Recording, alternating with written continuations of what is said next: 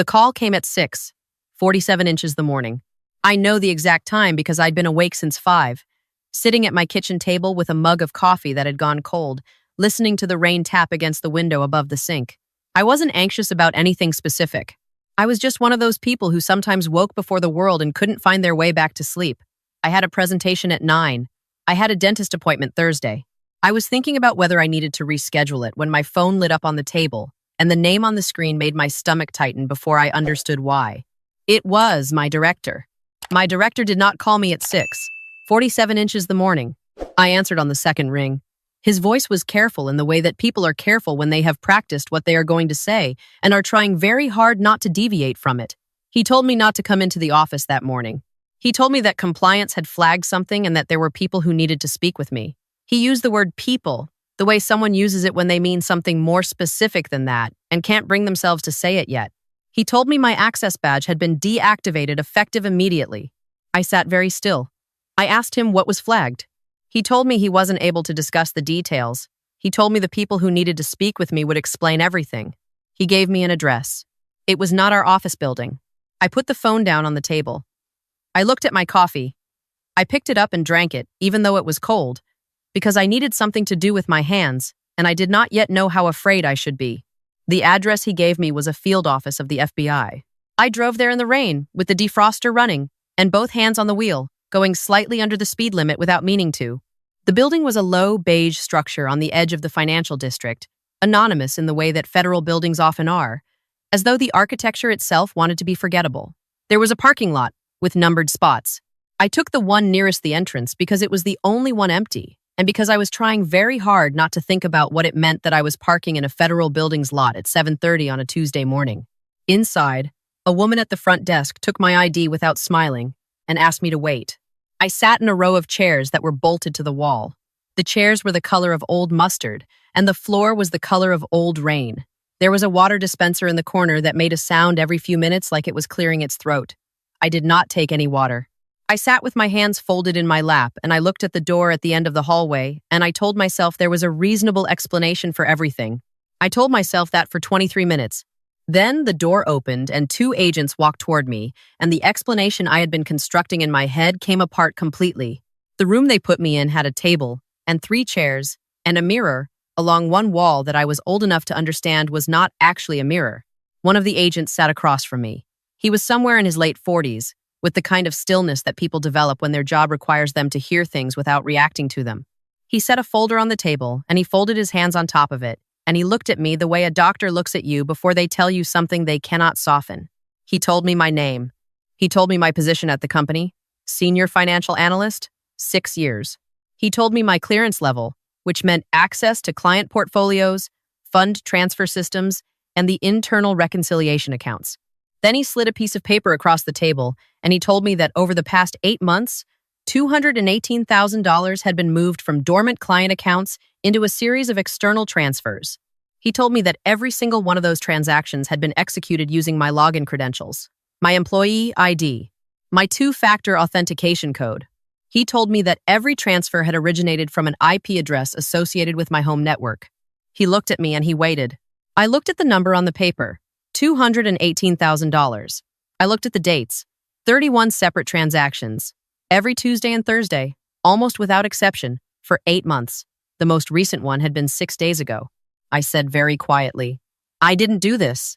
He nodded slowly, the way people nod when they have heard that sentence many times before and are not yet sure which version they are hearing. He said, "Tell me what you think happened." And I looked at that paper and at those dates, and something cold moved through me as I began to understand, not fully, not yet, but in the way that you understand a shape in a dark room before your eyes have adjusted exactly who had done this. My brother had been in trouble before. That was the thing I kept turning over in my mind as I sat in that room and answered the agent's questions as carefully as I could. My brother was 41 years old, and he had been in trouble before, and I had been the one, every single time, who had helped him out of it. Not because I was naive. Because he was my brother. Because my parents had always made me understand, without ever saying it directly, that the family held together by keeping certain things quiet and certain debts unpaid. He'd had a gambling problem in his 20s. My parents had handled that one internally, with money from my mother's retirement account, and they had never once told me until I found out accidentally 3 years later. By then, he was clean, they said. By then, it was over. Then there was the tax issue when he was 35. He had not filed for 3 years. I had paid for his attorney. $12,000 that I told myself was a loan and that I had never once asked to be repaid because I understood the way these conversations went in my family, which was to say they never happened. Then there was the business. He had started with his friend, the one that lasted 14 months and ended with a lawsuit, and his friend never speaking to him again. I had given him money then too, $8,000, for legal fees, he said. To protect the family, my mother said. What I did not know, sitting in that room, was that the latest trouble was different, that this time he had not come to me. This time he had found another way. I told the agent about the time, approximately 11 months ago, that my brother had come to stay with me for a weekend. He had just separated from his wife. He was between apartments. He was sad in the specific way of someone who has made a series of decisions that brought him to a place he never expected to be, and he sat at my kitchen table and we talked until 2 a.m, and I felt sorry for him. During that weekend, he had used my laptop. I watched the agent's face when I said it. Something shifted there, just slightly. He picked up his pen. I told him that my brother had asked to use it to check his email because his phone was almost dead, that he had sat at the table with my laptop for maybe 20 minutes while I made dinner, that I had thought nothing of it at the time. The agent wrote something down. He asked me if I had noticed any changes in my laptop's performance afterward, any slowdowns, any unfamiliar programs. I thought about it. I told him that maybe 6 weeks after that weekend, my computer had started running slowly. I'd taken it to the IT help desk at work, and they'd run a routine diagnostic. They told me nothing was wrong. I had believed them. The agent asked me if I had enabled two-factor authentication through my phone or through a secondary device. I felt the cold thing move through me again. I had a secondary work token, a physical device that generated 6-digit codes. I kept it in the drawer of my home office desk because I worked from home twice a week, and it was easier than carrying it back and forth. I told him this. He looked at me for a long moment. Then he asked if my brother had ever been in my home office. I already knew the answer. My brother had helped me move that desk 14 months ago, before the separation from his wife, when we were still doing the kinds of things families do on weekends. He knew where the room was. He knew what was in it. I put both hands flat on the table because I needed to feel something solid beneath them. He installed something on my laptop, I said. It wasn't a question. The agent's face gave me nothing. He asked me how I could account for my location on the dates listed in the transfer log. I pulled out my phone. This is the part I need you to understand, because it matters. For every Tuesday and Thursday over the past 8 months, I had a record. Not because I had anticipated any of this. Because I am a person who keeps records the way some people keep receipts, not out of suspicion, but out of habit. My calendar was synced to 3 devices. My fitness tracker logged my location passively, and had done so for 2 years. My work laptop's VPN generated a session log that my own IT department held. On the first Tuesday in the transfer log, I had been on a plane, Chicago to Seattle for a client conference. I had a boarding pass in my email, a hotel check-in confirmation timestamped that afternoon, and a receipt from a restaurant 3 blocks from the hotel for dinner that night. The transfer had been made at 11:14 p.m. I had been in a hotel room in Seattle, and my phone's GPS data confirmed it down to the floor. On the third Thursday, I had been at my mother's house, a 2-hour drive from my apartment. I had arrived at 6 in the evening and left the next morning. My car's Bluetooth had connected to her home audio system, which logged it with a timestamp. The transfer that night had been made at 9:22 p.m. I had records for 26 of the 31 transactions. Flights, hotel confirmations, client meeting notes with timestamps, fitness tracker data showing me in a different part of the city, or a different city entirely. Someone had been sitting at my desk, in my apartment, using my laptop and my token, executing transfers with my credentials. And I knew who had a key to my apartment. My brother. I had given it to him during the separation when I thought he might need a place to land on short notice. I had never asked for it back because that too was the kind of conversation my family did not have. The agent asked me to write down my brother's full name and last known address. My hand was steady when I did it. I don't know what that says about me. Maybe it says that I had been preparing for something like this for a long time without knowing I was preparing for it. Or maybe it just says that some betrayals are so complete, they move past the part of you that shakes and land somewhere deeper, somewhere that goes quiet instead of loud. I wrote down his name. I wrote down the address of the apartment he'd moved into 7 months ago, which my mother had given me when she asked me to help pay his security deposit, which I had done, which now, sitting in this room with a transfer log in front of me, felt like a particular kind of joke. I slid the paper back across the table. The agent looked at it. He looked at me. He asked me one more question. He asked if my parents knew. I thought about my mother's voice on the phone 2 weeks ago. She had called me on a Sunday, which was not unusual, but she had said something at the end of the call, something I had filed away without examining it. She'd said, "You know your brother is doing better. He seems more settled." She had said it with a specific kind of relief. Not the relief of someone watching a person they love recover. The relief of someone watching a problem move further away from them. "I don't know," I told the agent, but I was beginning to. They asked me to leave my phone and laptop with their digital forensics team. I handed them over without argument because I had nothing to hide and because I understood that my cooperation in that moment was the clearest version of the truth I could offer. They gave me a receipt. They told me I would be contacted within 48 hours. I walked out of that building into the rain. I sat in my car for a long time without starting it. I watched a woman across the parking lot struggle with an umbrella that kept inverting in the wind. I watched her laugh at herself and fold the umbrella and just walk into the rain. I thought about my brother sitting at my kitchen table the year before, sad-eyed and sorry, and I thought about how long a person can be a fool for someone before it stops being love and starts being something else. Then I started the car, because I had things to do. I am not someone who falls apart in a crisis. I recognized this about myself a long time ago, not with pride, but with a kind of detached acknowledgement, the way you might notice that you have your grandmother's hands or your father's way of walking. When things go wrong, I get methodical. I make lists. I work the problem. The problem was this. I needed a lawyer. I needed documentation, and I needed to understand exactly what my brother had done and how. I called an attorney by 9. She was a former federal prosecutor who now did white-collar defense. A colleague had used her 2 years ago for a contract dispute and had given me her name the way people give names casually, in the moment, never imagining the moment you'd actually need it. I had kept it in my phone for the same reason I kept most things, because I never threw away information. She met me at her office at noon. I laid everything out. The transfer log, my location records.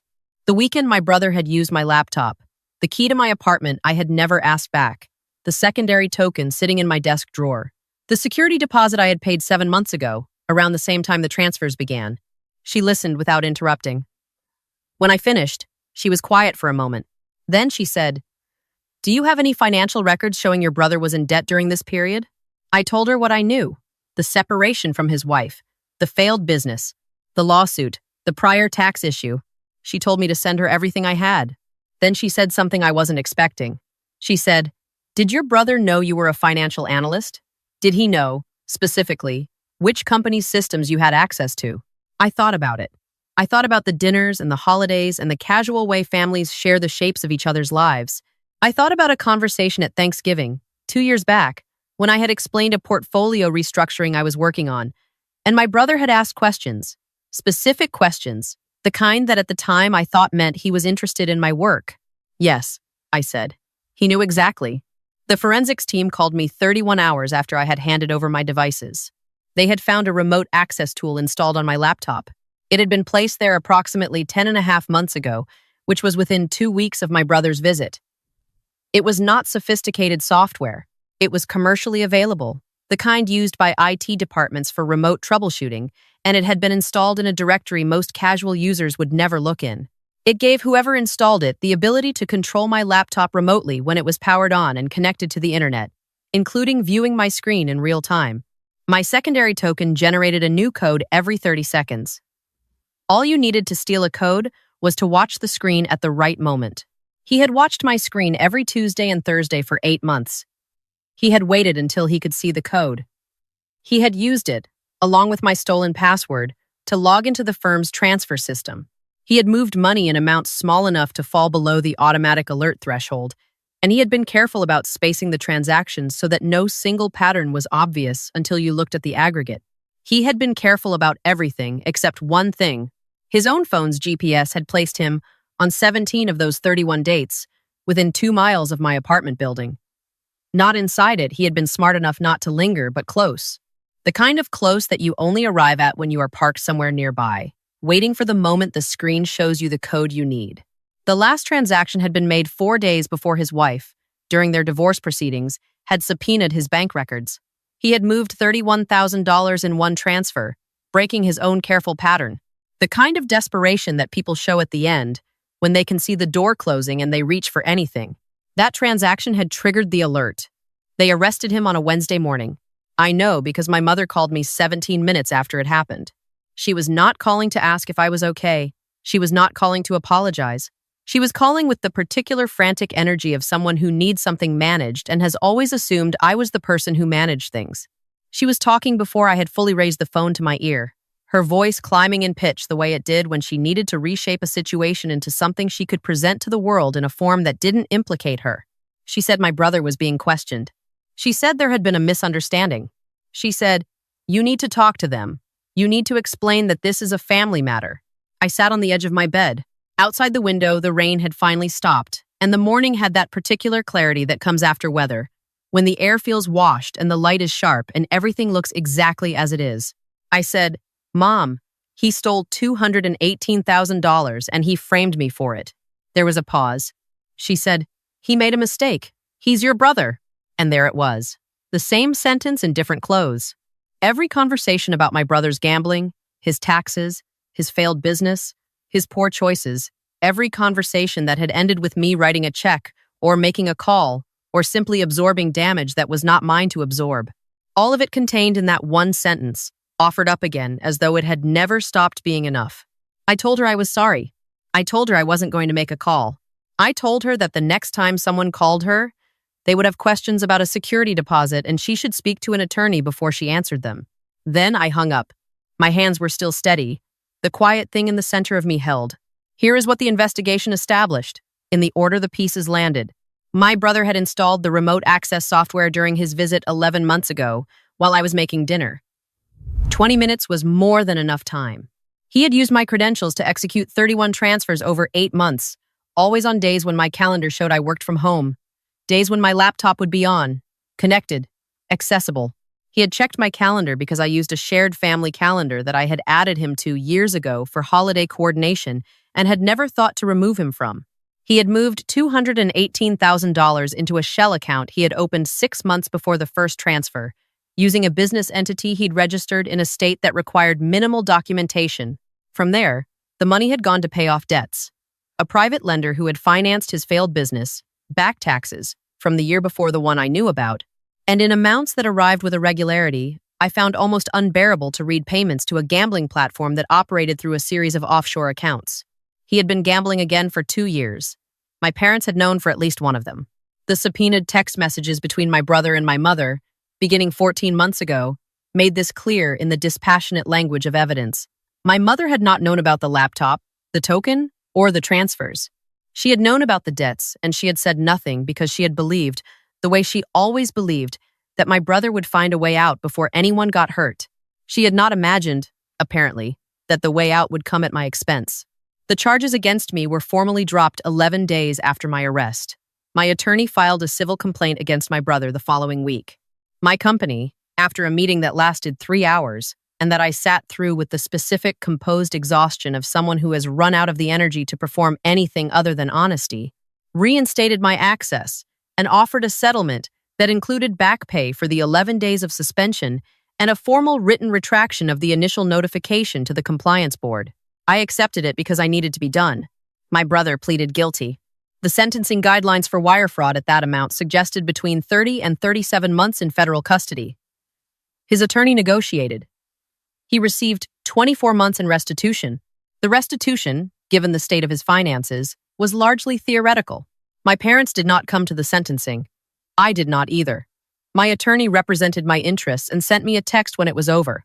I was at work when I read it, sitting at my desk, looking at the city through the window the way I sometimes did when I needed a moment between things. I thought about the dinners, the holidays, the way he used to call me on my birthday without fail, every year, even during the rough stretches, and talk for an hour about nothing in particular. I thought about the desk he had helped me carry up 3 flights of stairs, the two of us laughing at the landing when we realized we'd angled it wrong and had to tilt it sideways, the drawer of that desk where I had kept the token he had used to take everything I had spent 6 years building. Grief is a strange thing when the person is still alive. It has no ceremony to hang itself on. It just moves through you at odd moments in the grocery store, in the shower, on a Tuesday morning when the rain is coming down, and your phone is quiet, and you are making coffee that will go cold before you drink it. I let myself feel it. I didn't see another option. I changed the locks on my apartment the day after my brother was arrested. I changed every password I had. I removed the shared calendar. I enabled two-factor authentication through my phone only, and I changed the phone number associated with every financial account. Then I did something I had never done before, in 40 years of being the person who handled things. I made an appointment with a therapist and I went to it and I told her the whole story.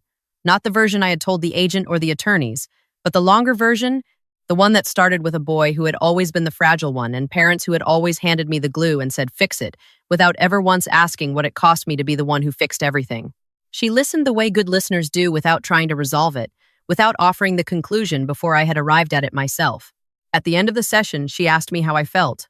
I thought about it honestly, the way I had not let myself think about it during the 48 hours of the investigation when I needed to be useful, when I needed to be the one who moved the situation toward a resolution by being steady and organized and impossible to dismiss. I told her I felt like I had been in a flood, not the drowning kind, the other kind, where the water recedes and you are standing in the middle of what used to be your house and everything is still there, but all of it has shifted a few inches from where it was, and you know that nothing will ever sit exactly straight again. You can live there. You can put things back, but you will always know the floor is different now under your feet. She nodded and she wrote something down. She said, "That's an honest answer." I said, "I'm trying to give those now." My mother called me once more, 6 weeks after sentencing. The call was short. She didn't ask for anything. She said she was sorry. She said she didn't know it would go this far. She said quietly that she should have said something sooner. I believe her about not knowing. I believe she thought, as she had always thought, that the problem would dissolve on its own if everyone stayed quiet long enough. But quiet had always had a cost. I had just been the one paying it. I told her I needed time. She said she understood. I don't know if she did. But she said it and she let me go. And outside my window, the city was moving the way cities do, indifferent and steady, full of people carrying their own versions of this story in the particular silence they keep about the people who were supposed to love them right. I poured my cold coffee down the drain. I made a new cup. I drank it while it was still warm.